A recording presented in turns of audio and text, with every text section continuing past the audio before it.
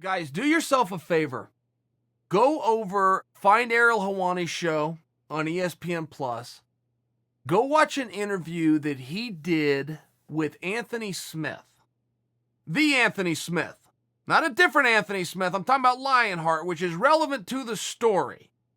Now, I'm going to give you a bit of a teaser, but I really want you to go and see this. Okay, this is a little bit of a powerful piece, quite frankly, because they're dealing with a very real topic, which is Anthony Smith, a top contender in the light heavyweight division, being in bed with his wife, his kids in the house, minding his own business at roughly midnight. I suspect not dressed in a whole lot of clothes, a level reason of having security, and extremely vulnerable when somebody breaks into his home. So Anthony comes around the corner and he's confronted with this dude.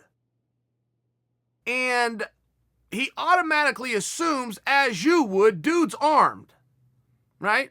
And Smith even talked about that. He goes, who the hell breaks into somebody's house and doesn't bring a weapon with him? So I realize I probably got 2 minutes in me.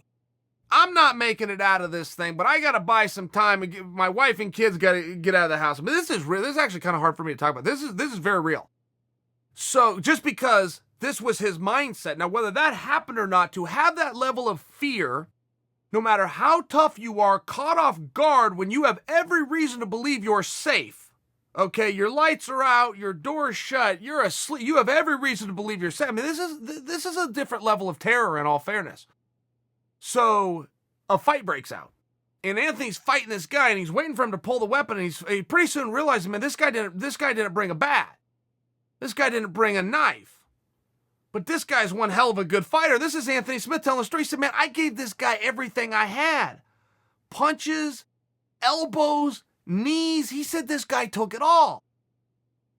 So Anthony Smith's mother-in-law was in the house, and whether she lived there or not, she was in the house. And when everybody gets up and his wife's getting the kids and everything's a mess, Anthony yells to her when he realizes, man, I'm in a hard fight here.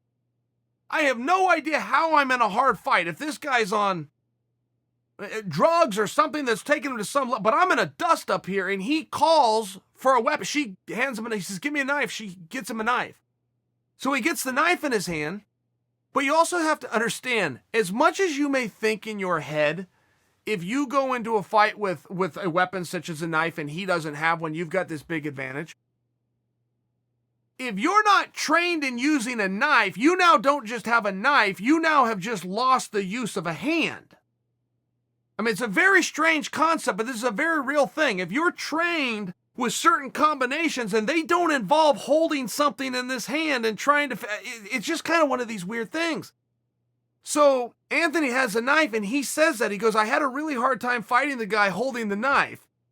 He didn't elaborate on the thought, which I'm interpreting to mean, even though I have the ability to use something life-threatening, I don't want to use it. That was how I interpreted this go. So one bit of comic relief, if you can even believe in this story, there's comic relief. There is. Anthony Smith's wife, oh my goodness, she jumps in and she grabs the guy's legs. When they're tussling, she grabs the guy's legs. And Anthony tells the guy, you better not kick my wife. And the guy gives Anthony a look where he agrees to those terms. Does not kick the wife and continues to fight Lionheart without the movement of his legs. Now, there is something very interesting to that moment, okay?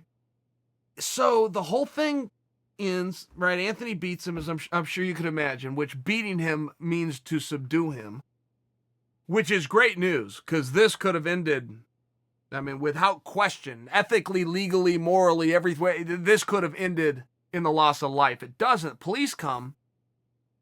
Police cuff him up, get control of the guy, who's now calmed down, and Anthony walks past the guy and looks down at him and tells the guy, I'm sorry. Which is just a very fascinating mindset. Now, I've given you guys what I think you're going to believe is an A to Z on the story. You're wrong. I haven't. I have not.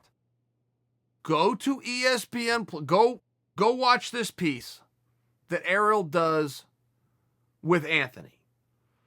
I, in many ways, have not ruined the story for you. I have prepared you. Because if you go in just to have a little fun and lighten your day, I'm just sharing with you, this is a heavy story. Go watch it.